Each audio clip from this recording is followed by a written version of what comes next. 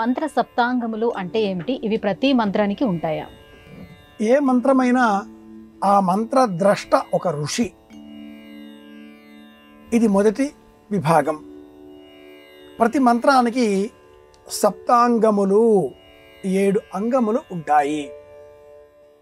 మననం చేయడం ద్వారా ఒక శక్తిని ఈ అక్షరాల సంకేతంలో మనం సృష్టించవచ్చు అని గ్రహించిన ఆ వ్యక్తి ఋషి అవుతాడు.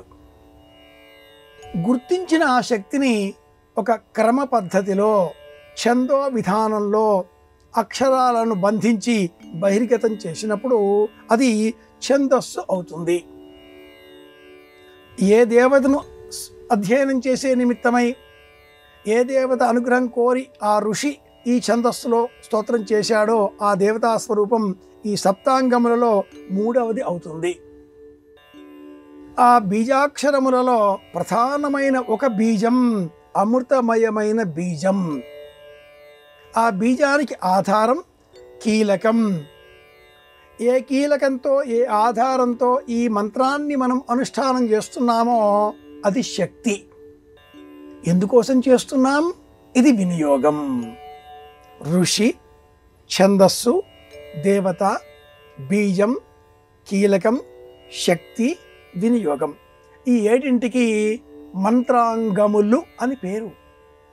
ఇవి తెలియకుండా అనేకులు అనేక మంత్రాలను వివిధ ఆధునిక ప్రచార ప్రసార మాధ్యమాల ద్వారా ప్రచారవేత్తల నేతృత్వంలో రోజుకో మంత్రం అని కూడా వింటూ ఆ మంత్రాలను అనుష్ఠానం చేస్తూ ఉంటారు.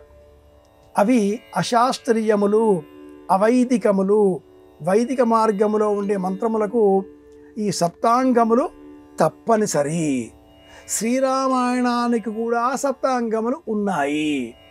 కనుక సప్తాంగముల ప్రస్తావన తెలియకుండా అంగన్యాసకరన్యాసములు కూడా అందులో ఒక భాగములే అన్నట్లుగా సంబోధన చేస్తూ మంత్రాధ్యయనం చేసేటటువంటి వారికి ఆ మంత్రములు సక్రమమైన ప్రయోజనాన్ని అందించవు. సప్తాంగములు అంటే ఇది విషయం.